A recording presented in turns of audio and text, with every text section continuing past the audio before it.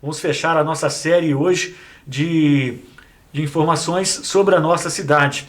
Zé do Carmo já falou sobre escritores ubaenses, sobre artistas ubaenses e também... qual foi o primeiro, Zé do Carmo? O primeiro nós falamos sobre cientistas ubaenses. Cientistas ubaenses, exatamente. Muita gente que você não conhecia, não sabia que tinha, né, uma importância tão grande em nossa cidade, no mundo afora, no país. Você ficou sabendo aqui com o Zé do Carmo. E hoje, Zé do Carmo, primeiramente, boa tarde, prazer mais uma vez recebê-lo aqui. Boa tarde, Júlio, boa tarde, telespectadores. É uma satisfação muito grande de estar encerrando essa série dos 164 anos de Ubá, e por conta das manifestações variadas, né, que nós tivemos aí de pessoas do Brasil e do exterior. É muito gratificante a gente poder fazer esse revisionismo histórico, porque nós temos uma visão histórica apenas escrita pelo colonizador. E se faz necessário que o Brasil refaça um estudo histórico, não só o Ubá, mas o Brasil refaça todo um estudo histórico para que a gente possa fazer justiça, igual ao que nós vamos fazer hoje com relação ao fundador de Ubá. Mas eu gostaria de fazer uma saudação especial ao Raimundo Salvador. O Raimundo Salvador, ele é angolano. Eu participo de um grupo chamado A Sombra da Mulemba, que é um grupo de professores, jornalistas e historiadores angolanos, que faz um revisionismo e valoriza a história de Angola. E o Raimundo Salvador é um jornalista que eu tive a oportunidade de conhecê-lo e faço parte desse grupo. Uma saudação ao Raimundo Salvador, uma saudação ao professor Alberto Oliveira Pinto, que é um professor angolano que trabalha em Portugal já há muitos anos, ao professor Patrício Baticama, que é um dos grandes historiadores e está na terceira geração dos estudos do Império Congo, que deu origem aos congados no Brasil. O professor Patrício Baticama tem um estudo muito profundo no que diz respeito ao Congo. E a professora e arquiteta Maria João Grilo Teles, que é uma angolana também, que a gente tem um contato e estamos conversando. E esse ano nós iremos trazer a professora e arquiteta Maria João Grilo Teles para estar fazendo uma palestra sobre educação patrimonial, sobre a formação dos municípios, enfim, uma série de narrativas e falas que muito tem a ver com a nossa formação aqui no Brasil. E uma saudação muito especial ao documentarista Luiz Gonzaga Coutinho. O Luiz Gonzaga Coutinho é um dos maiores documentaristas que nós temos no Brasil.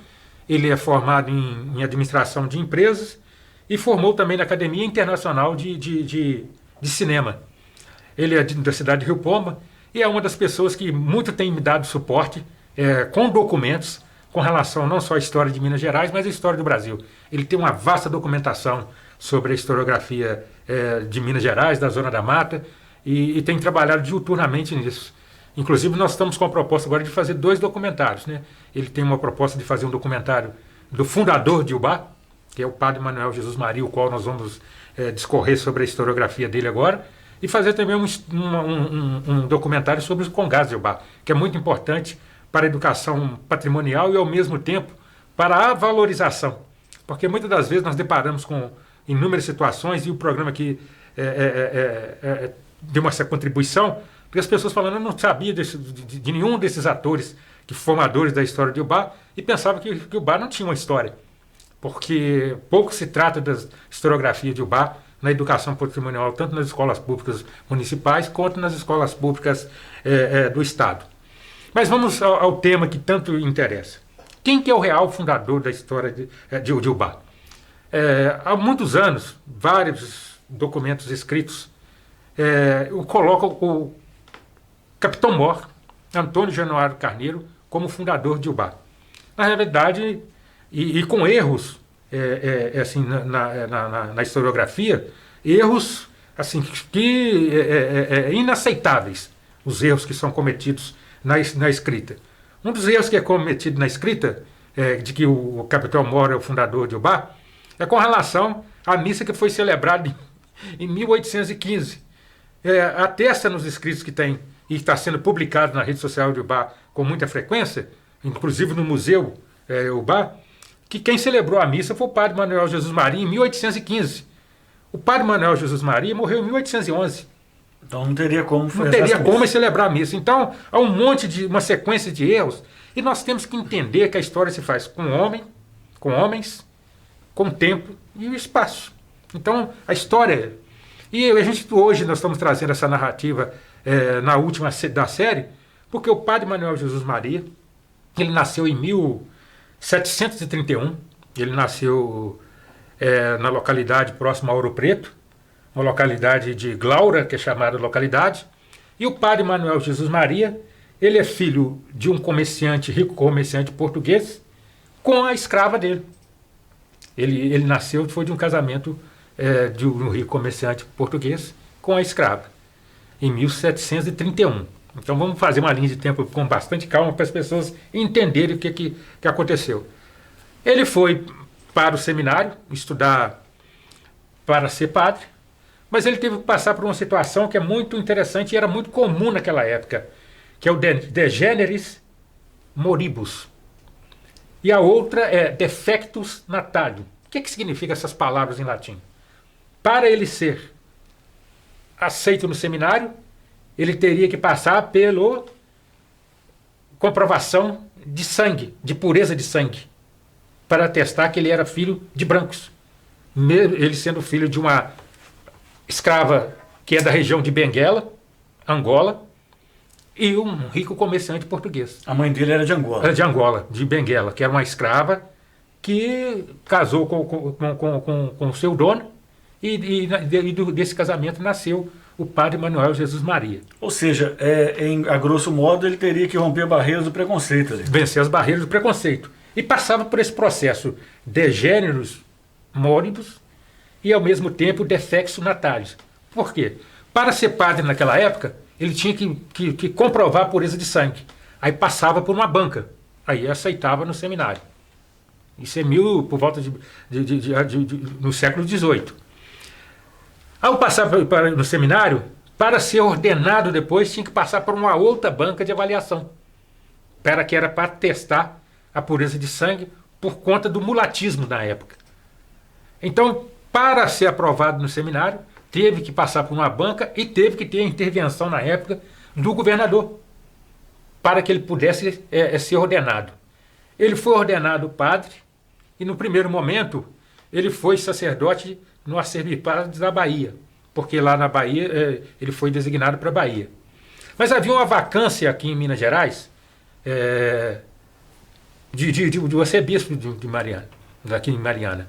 Então ele foi trazido novamente para Minas Gerais, com a intervenção do governador, e foi designado para catequizar os índios aqui na região do Rio Pomba e do Peixe, que é a cidade de Rio Pomba. A cidade de Rio Pomba é a primeira vila oficial da província de Minas Gerais. Porque a província de Minas Gerais, ela pertencia ao Rio de Janeiro, São Paulo e Espírito Santo. Eram essas 4 províncias, eram uma só. Com as divisões, primeiro dividiu-se a do Rio de Janeiro e depois dividiu a de Minas Gerais de São Paulo, que deu origem à Guerra dos Emboabas, em 1708 e 1709.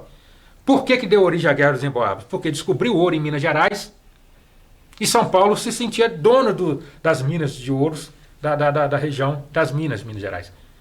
Que o primeiro nome de Minas Gerais é Mina dos Cataguás. Gerais vem depois, que era a zona proibida. E o padre Manuel Jesus Maria foi designado em 1767, 25 de dezembro de 1767, para vir para catequizar os índios aqui no Rio Pomba, que era a primeira vila. A partir daí começa o processo de fundação de cidades na região. Foram 3 cidades que foram inicialmente fundadas pelo padre Manuel Jesus Maria, porque considerava-se cidade fundada a partir do momento que o padre erguia uma pequena capela ou pequena choça. Ele ergueu um Rio Pomba, depois ergueu uma Mercedes do Pomba, e vindo para o presídio São João Batista, que é a Visconde do Rio Branco, ele veio para o presídio Visconde do Rio Branco.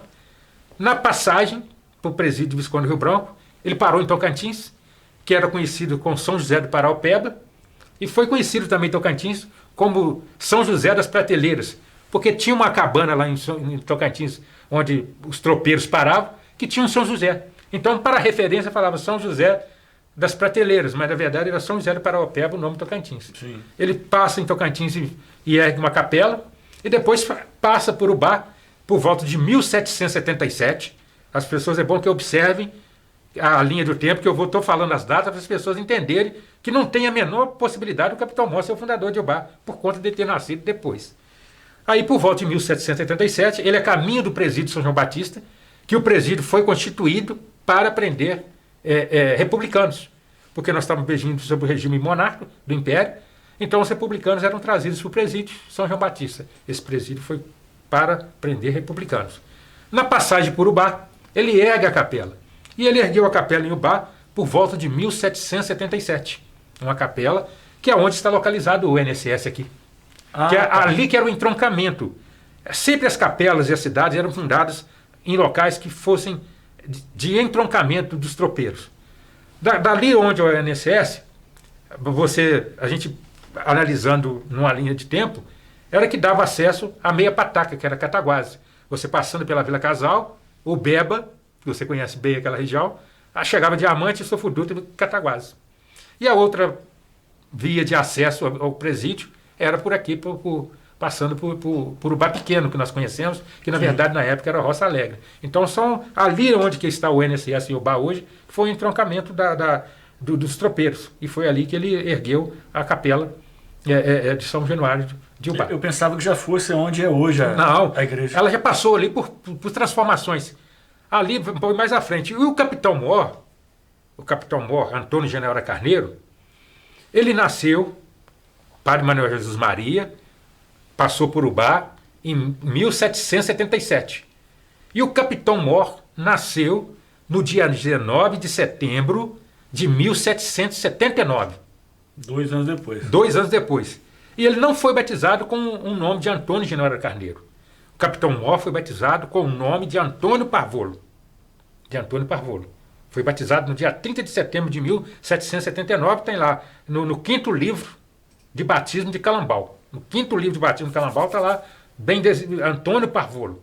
Estou dando documentos e aonde faz a pesquisa para as pessoas pararem de forma maldosa, continuar publicando que o Capitão Mor é o fundador de Ubá, e ao mesmo tempo alguns por inocência sair reproduzindo. Então o Capitão Mor nasceu no dia 19 de setembro de 1779, em Calambau, com o nome de Antônio Parvolo. Em 1797, foram distribuídas as primeiras sesmarias oficialmente no município de Ubá. 1797. As primeiras sesmarias oficial foram distribuídas para Ubá.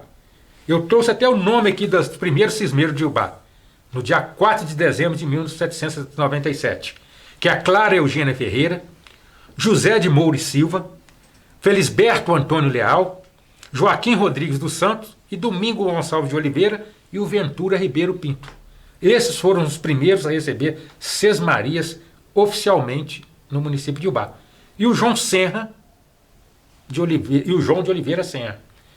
O João de Oliveira Senra é tio do Capitão Mor. E o Capitão Mor só foi elevado à condição de Capitão Mor aos 35 anos de idade, em 1814.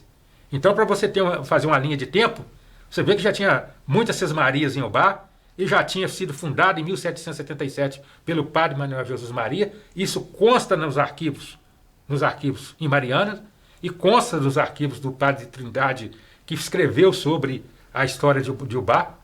Consta no testamento do Padre Manuel Jesus Maria, de 1807, porque tem um testamento de 1807. Então, portanto, de acordo com eu te falei de linha de tempo aqui, é humanamente impossível.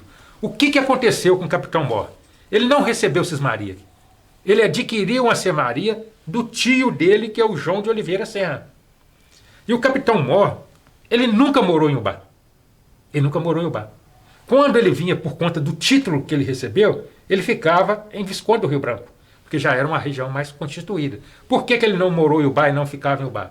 Pelo fato de ter recebido o título de Capitão Mor, Antônio General Carneiro, ele não podia se ausentar por muito tempo de Mariana. Então era escalonado as visitas deles a algumas regiões que eram ligadas à Diocese de Mariana. Por quê? Para evitar tempos de chuvosos porque não tinha como se deslocar, e era sempre nos períodos em que tinha possibilidade de ir e voltar. Então ele ficava em Visconde do Rio Branco. Ele adquiriu as terras em Rio Bar.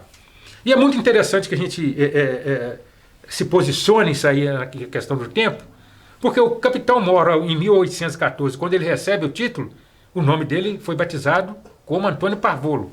Quando ele recebe o título de capitão Mor, Antônio Januário Carneiro, Antônio é por conta do primeiro nome dele, Januário, porque ele nasceu no dia de São Januário e ele era devoto de São Genaro, e Carneiro por ser um nome de família. Então, por isso que ele recebeu o título de capitão Mor, Antônio Januário Carneiro, por conta dessas três situações. E o nome de batismo é Antônio Parvolo. Então, o padre Manuel Jesus Maria, ele teve que passar por essas situações, por quê? Porque ele era filho de uma escrava de Benguela, com um rico comerciante português. Então, o verdadeiro fundador, não só de Ubá, mas de Mercês e de outras cidades aqui da região, é o padre Manuel Jesus Maria. Isso comprovado em documento. Isso comprovado em documento. Há uma série de situações às quais as pessoas não acreditam o padre Manuel Jesus Maria por essas duas situações. Por ele ter que passar pela situação de comprovação de sangue, e de pureza de sangue, e por conta do mulatismo. Então tinha um preconceito muito grande naquele período, que não foi só o padre Manuel Jesus Maria que passou por essa situação como uma pessoa importante, porque ele era uma pessoa muito importante por conta da família, do pai, rico comerciante português. E ele descendente de povo de Benguela. Assim como também o documentarista o Luiz Gonzaga Coutinho, que é esse grande documentarista, um grande amigo, ele era também descendente do povo de Benguela, que grande parte do pessoal que veio para o Brasil de escravos, vieram como escravos, vieram da região de Benguela, vieram de Angola, vieram um grande percentual de Moçambique, vieram um grande percentual de Guiné e de Bissau e do Império Congo, mas a grande maioria dos povos que vieram para a região da Zona da Mata, especificamente a região de Minas Gerais, são oriundos de Angola. Por isso que nós colocamos o fundador de Ubá e as suas origens em Angola. Mas para além disso, ô Júlio, com relação a essa questão, nós temos que considerar que o capitão Mor, ele fez o trabalho o quê? De doação do terreno para a construção da Igreja Matriz. Porque a Igreja Matriz, para chegar nesse processo que é atual, foram várias etapas. Teve a construção, que foi uma construção mais simples, onde está localizado hoje o INSS em Ubá, mas depois ela passou por uma outra construção, e para chegar nessa construção atual é que nós tivemos 3 ou 4 prédios da igreja para chegar na construção de Igreja Matriz, que inicialmente pertencia ao Rio Pomba. Quase todas as cidades pertenceram ao Rio Pomba, pelo fato de ser a primeira vila a partir de 1720, por isso que é considerado Minas Gerais, os 300 anos de Minas Gerais foi considerado o ano passado, sim, por conta de 1720, mas na verdade algumas cidades já existiam antes da mudança de Minas Gerais se tornar uma capitania única, a capitania de Minas Gerais. E é um processo muito interessante de formação de Ubá, que esse processo começa e tem duas situações muito importantes que a gente tem que destacar. Ubá foi elevado à categoria de vila em 1853, mas só mesmo em 1800, quando ela foi elevada à categoria de vila, ela já teve o agente administrativo. Agente administrativo que era o presidente da Câmara, que era o prefeito de Ubá. Mas só em 1857 que ela foi elevada à condição mesmo de cidade, aí já com o nome de São Januário de Ubá e já como agente administrativo, mas reconhecidamente mesmo, oficialmente, foi feito em 1857. Então a gente destaca isso tudo aqui para que tenhamos essa justiça histórica com o padre Manuel Jesus Maria, porque não foi só ele que passou por essa situação. Para você ter uma ideia, a Chica da Silva, do Arraial de Tejuco, ela nasceu em 1732. Ela foi casada primeiro com Manuel Pires Farinho. Manuel Pires Farinho. E ela teve um filho com o Manuel Pires Farinho. O Manuel Pires Farinho, o filho que ela teve com ele era o Simão. Como a Chica da Silva era uma ex-escrava, e ela casou com um português, o filho dela teve que passar pela mesma situação para ir fazer parte da corte. Ele chegou a estudar, ele virou um naturalista famoso, mas para ele fazer parte da corte portuguesa, ele teve que passar pela mesma situação. Comprovação de pureza de sangue e pela questão do mulatismo. Então ele teve que passar por uma banca para provar que realmente ele tinha mais sangue de branco do que de negro, através de um processo que eles criaram na época. Não só ele, mas nós temos outra situação mais recente, com essa que o padre Manuel Jesus Maria viveu, foi com Dom Silvério. Dom Silvério foi um grande foi um padre, foi professor e teve um dos primeiros jornais semanários de Minas Gerais, na região do Caraça. Mas como ele era negro, o Dom Silvério, descendente também de Angola, quando ele foi fazer uma visita em Roma, poliglota, ele perguntou em qual língua que eles queriam falar. Aí que surgiu uma expressão no Brasil, negro de alma branca, porque eles falaram que ele tinha alma branca pelo fato de ser um poliglota. Aí que surge essa expressão com o padre Dom Silvério, que foi também membro da Academia Brasileira de Letras. Então são situações que eram recorrentes e havia um preconceito muito grande com relação à questão dos negros que eram importantes.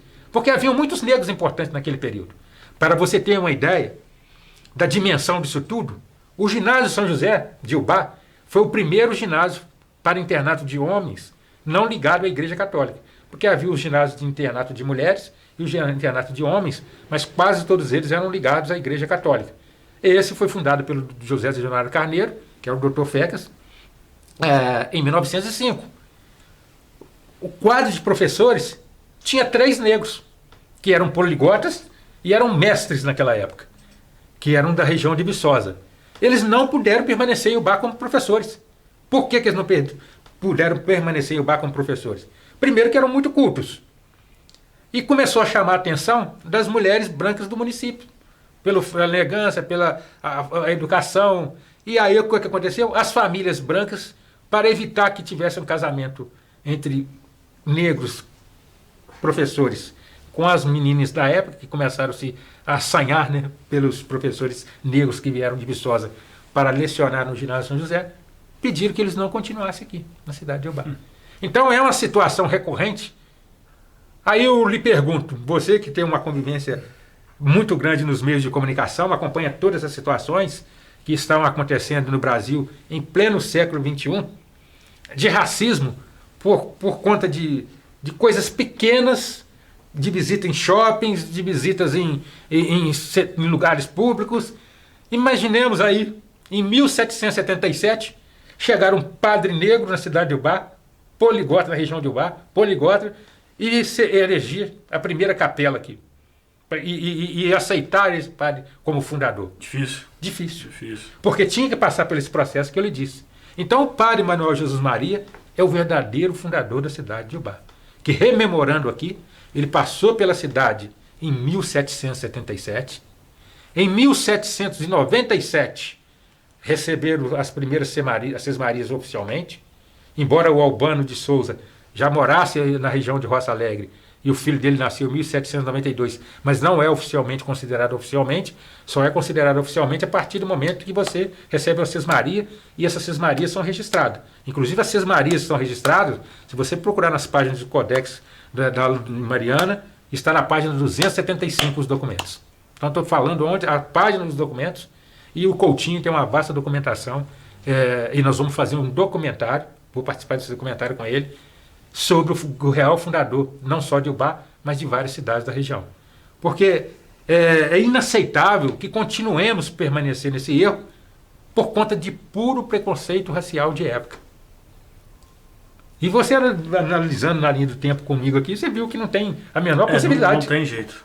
É 1779 e o padre Manuel Jesus Maria passou por Ubá em 1777. Em 1797, recebe as primeiras sesmarias, oficialmente.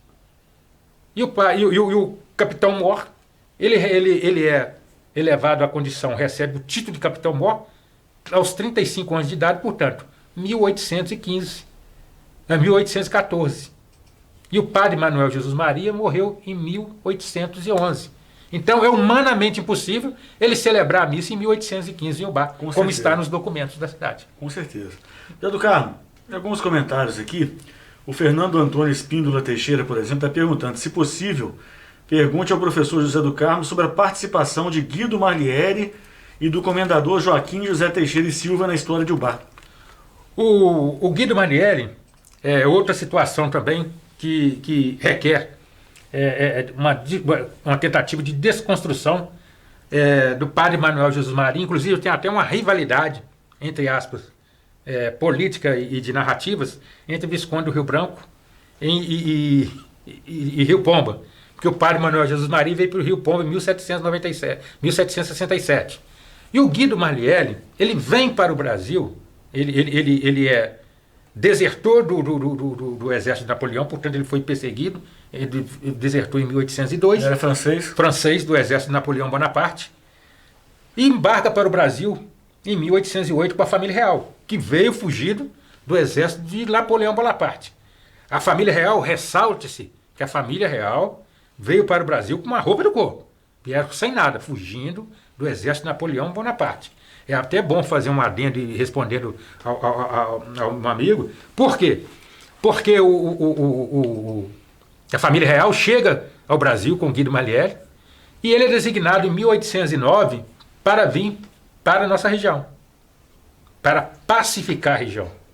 E ele vem para a localidade de Presídio São João Batista, que é Visconde do Rio Branco, e ali permaneceu por um longo período.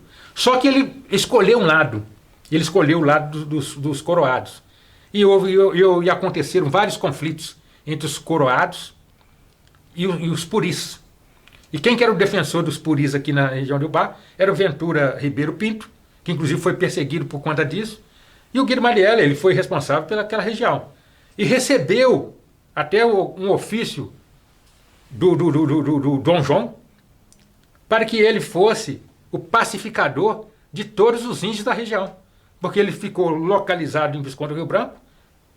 Esse ofício, o Luiz Gonzaga Coutinho tem o ofício do Dom João que mandou na época, e tem na Biblioteca Nacional a vasta documentação. Então o Guido Manieri, ele veio para a região de Visconde do Rio Branco para tentar ser o pacificador. Mas por conta dessa pacificação aconteceram inúmeros conflitos. Ele faz parte, sim, da história da região. Inclusive Guidoval recebe esse nome em homenagem ao Guido Manieri, porque ele constituiu uma fazenda em Guidoval, e a Guidoval recebe o nome em homenagem ao Guido Manieri. Com relação ao comendador Joaquim Teixeira, ele chega depois, teve uma participação efetiva sim, na formação de Ubá. Ele chega depois. E me parece que eles receberam propriedade, foi na região que dá acesso a Coab, aquela região ali que é da família Teixeira, é a região, uma parte da região da Miragaia, porque o que aconteceu? Oficialmente vieram esses primeiros cismeiros. E quem recebeu Sesmaria na região da Barrinha, na região da Miragaia, foi o Felisberto Leal. E uma parte recebeu na região que é Visconde do Rio Branco, nós chamamos de Roça Alegre, Ubá Pequeno. Depois teve uma subdivisão dessas Sesmarias, que à medida que ia aumentando a necessidade de povoamento da cidade, ia aumentando a distribuição de Sesmaria. Então o comendador chega depois, a família Teixeira chega depois, e é muito interessante que tem duas situações da família Teixeira. Tem uma fazenda de Chiquinho Teixeira, que é a fazenda do bairro das Palmeiras, que compreendia até Diamante. Por isso que é chamado Morro das Três Porteiras. Morro das Três Porteiras porque é um que dava acesso à Vila Casal, o outro que dava acesso à família que pertencia do Raul Soares, que é a fazenda das Palmeiras, e a fazenda do Chiquinho Teixeiras. E tinha a fazenda dos Teixeiras do outro lado da cidade. Então, a família Teixeira veio com um volume muito grande de pessoas, que havia uma necessidade naquele período de povoamento da cidade de Ubá, mas bem como também da região. E nós vamos falar isso detalhadamente depois. Eu gostaria de deixar isso, até falar com o Fernando, porque a gente vai falar detalhadamente, que a gente vai conversar sobre a possibilidade de fazer uma série contando das famílias que deram origem à formação. Porque é muito vasta a historiografia. Sim. Você vê que a gente, mesmo tentando resumir, a gente encontra uma dificuldade muito grande no tentativo de resumo. Mas sem dúvida nenhuma, Fernando, nós vamos fazer um estudo contando a chegada das famílias, como receberam a Sesmaria e como é que foi todo esse processo de desdobramento da formação da Zona da Mata. A Zona da Mata, ela deu uma contribuição significativa para o Brasil. Para você ter uma ideia, num determinado período do Império, quem comandou o país foi a Zona da Mata e o Campo das Vertentes. Os principais políticos do Brasil eram daqui da Zona da Mata, oriundos da Zona da Mata Mineira. E Ubá foi o que deu uma contribuição ímpar de políticos. É uma enormidade de políticos que nós tivemos no período do Império, no início da formação. Então, assim, é uma historiografia muito longa e que merece mesmo ser contada aqui, mas valorizando a participação de cada família, mas ao mesmo tempo fazendo justiça, que o verdadeiro fundador da cidade de Ubá é o padre Manuel Jesus Maria, que é um filho de um comerciante português e da sua escrava, que é oriunda de Benguela, da região de Angola. Na época era uma dificuldade muito grande para a sociedade aceitar. Tinha que passar por esse processo mesmo de comprovação de pureza de sangue por conta do mulatismo. Então é uma situação das mais tristes da história brasileira. E falo isso aqui, eu tenho documentos, que eu tenho todos os ensaios jurídicos que foram feitos. Para você ter uma ideia da gravidade disso tudo, Júlio, o direito romano ele foi alterado em toda a sua Constituição para atender os interesses de Portugal no Brasil. Eu tenho os ensaios jurídicos que foram feitos da época, para atender os interesses de Portugal no Brasil, por conta das riquezas, por conta de todo esse processo que nós conhecemos de escravidão, que foi um dos últimos países no mundo a abolir a escravidão. O direito romano foi alterado. Havia um direito romano para o cidadão livre, havia um direito romano para o cidadão negro e havia um direito romano para o índio. Então os ensaios jurídicos que eu tenho são todos eles separados. É uma vasta documentação e historiográfica que tem como provar com documentos que o padre Manuel Jesus Maria é o verdadeiro fundador da cidade de Ubá. Muito bem. O Martim Magalhães está aqui dando uma boa tarde para nós, o Elias também, né? O Martim está dizendo que hoje foi meu dia para vacinação no Horto Florestal. Gostaria muito de agradecer a todos os colaboradores, muito educados e receptivos, com direito a Chapolin Colorado, é o Demar, e música ao vivo. Parabéns. Realmente os profissionais lá estão de parabéns, né? Muito bacana, uma verdadeira aula de história com a professora Luzia Teixeira, Conceição Silva também, Roberta Ladeira, obrigado pelo apoio. Sigam Pandi. Sempre, tá, Roberta? Vai contar com o nosso apoio sempre. Deixa eu ver aqui, a Lucelena, boa tarde ao Zé do Carmo. Conceição Silva, sou fã do nosso querido professor. Lucelena, doenças raras é um assunto que precisa muito ser debatido. Segunda-feira vamos abordar aqui no programa, tá, Lúcia? Roberta Ladeira, visibilidade é vida, sem dúvida. Sirene Monteiro, boa tarde a todos. Júnior Botelho, conhecimento tu liberta. Obrigado, José do Carmo, por partilhar seu conhecimento e a TV Uai por possibilitar essa série. Valeu, Júnior. Estamos aqui para isso também, né? Não é só para noticiar o que acontece, mas também para trazer conhecimento, variedade para o povo de Ubá e toda a região, e por que não do mundo, né? Através da internet. Parabéns, TV Uai, ou jornal, segundo a Luzia Teixeira, muito obrigado. Fernando Antônio, parabéns, a história sendo contada. Martim Magalhães, impressionante conhecimento, tem que colocar essas informações no livro. A Luzia também, realmente impressionante como ele conta essas histórias. E vai por aí afora, os comentários, né? A Liliana Lemba, estou super impressionada, a forma clara que o professor narra a história do meu país, Angola. Liliana é lá de Angola. De Namíbia, Liliana é de Namíbia, Angola. TV internacional o programa. Está acompanhando a gente lá em Angola, legal. Ô Liliana, abraço para você, para todo mundo aí de Angola, tá? Esse povo sempre bacana e que tem uma história muito bonita também. O Fernando Antônio está sendo muito clara a comprovação histórica. Parabéns, professor Zé do Carmo, excelente narração histórica, passando conhecimento muito interessante. É o Thiago Lima. O pessoal gosta, né, Zé? E é muito interessante porque as histórias, Júlio, as famílias se entrelaçam, por isso que tem que fazer separado. Sim. Pra você ter uma ideia, olha bem, o pai do padre Manuel Jesus Maria é o João Antunes, que era um rico comerciante português. E nós temos várias pessoas da família Antunes aqui em Ubá. A mãe dele recebeu o nome português, que era Dona Maria de Barros, quando constituiu o casamento com o João Antunes, que é o pai do Manuel Jesus Maria. E quem foram os padrinhos de batismo dele? Muito interessante. O padrinho de batismo é o Manuel Rodrigues Caputo, que nós temos várias famílias de Caputo aqui em Ubá, e foi uma negra forra chamada Luísa Maria, que foi a madrinha junto. E quem celebrou foi o João Machado da Silva, o padre que celebrou o batismo. Então, assim, até você pode ir nos livros de batismo, tem toda a documentação. As pessoas, primeiro, tem a questão do achismo, que é muito comum, o achismo no Brasil, de escrever por achar que aquilo... E tem as pesquisas que são feitas em rede social, e quando você fala com a pessoa que tem que ter um documento histórico que comprove, e algumas pessoas até me questionaram isso, mas tem um documento histórico que comprova, o padre Manuel Jesus Maria. Aí tem uns que aí já é querer ir longe demais, né? Que a choça que ele fez de forma rudimentar aqui, onde foi o INSS, tem fotografia?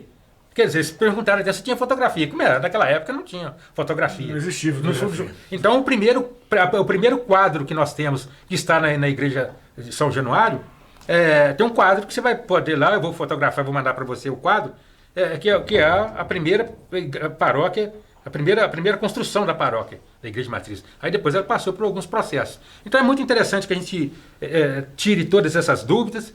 Com certeza nós vamos fazer uma série aqui, nós vamos sentar, eu, você já assim, para a gente reunir com a gente fazer a série, privilegiando todas as famílias que deram uma contribuição, mas sobretudo contar desde o início até a formação da Zona da Mata. Porque eu fui em 2019, infelizmente a pandemia inviabilizou, eu fui no Vale do Paraíba, em Taubaté. Eu fui até o local onde os bandeirantes fizeram a primeira expedição para a formação da Zona da Mata aqui de Minas Gerais. Na primeira expedição. A capela estava em reforma, eu só não pude entrar, mas é uma capela pequena, lá em Taubaté, que é o Vale do Paraíba, onde que a maioria das famílias de portugueses e de libaneses, que foram várias famílias que vieram para o início da formação de Minas Gerais, que é na região de Piranga, que era chamado na época o Arapiranga. Então é uma história muito rica, requer mesmo um tempo para poder contar, as pessoas gostam de acompanhar a historiografia, e o mais nós temos que agradecer as manifestações, que são milhares de manifestações de todos os lugares, e que nós continuemos aí valorizando as raízes ancestrais que nós temos em África, e ao mesmo tempo valorizando as raízes ancestrais de italianos, de portugueses, de libaneses, mas fazendo justiça, contando a verdadeira história, não maquiando a história da forma que isso tem sido feito no Brasil, com a visão apenas do colonizador. Nós temos que ter uma visão imparcial e impessoal, porque a história não é de acordo com o que eu quero. A história tem que ser de acordo com o que ela é. Então a imparcialidade é muito, muito importante no que diz respeito a isso. E ressalto aqui, para finalizar, que o próprio Dr. Palmes da Paixão Carneiro, que eu tive o prazer de conviver com ele durante muitos anos, que é da genealogia do Capitão Mor, ele já testava isso. Eu tenho um documento lá do Dr. Palmes falando que o Capitão Mor não é o fundador da cidade de Ubá, e ele é da genealogia. Dr. Palmes, para você ter uma ideia da importância do Dr. Palmes, da Paixão Carneiro, ele foi médico de profissão, mas foi exilado em 1964 por conta do regime militar, e ele fazia parte daquela época do PSB, do Partido Socialista Brasileiro, viveu muitos anos na Europa, e se tornou dos grandes especialistas em cooperativismo. Os livros dele sobre cooperativismo foram traduzido para vários idiomas, o livro do Dr. Palmes. E ele que é um dos fundadores da Unimed no Brasil, que é a cooperativa da Unimed. Então, assim, é um ubaense que tem uma contribuição ímpar na questão, no que diz respeito à questão dos índios puris e coroados. O primeiro centro de estudo puris de Minas Gerais foi fundado pelo Dr. Palmes da Paixão Carneiro, e tem assim, um vasto estudo sobre os puris em Minas Gerais. Então, assim, nós temos condições de desenvolver um trabalho excelente de educação patrimonial, e vamos aí firmar essa parceria para que possamos levar conhecimento em não só o Brasil, mas em várias regiões do planeta. Sem dúvida nenhuma. Muito obrigado aqui ao Zé do Carmo mais uma vez, fechando essa série de histórias sobre a nossa cidade de Ubá, que amanhã comemora seus 164 anos de emancipação política, né?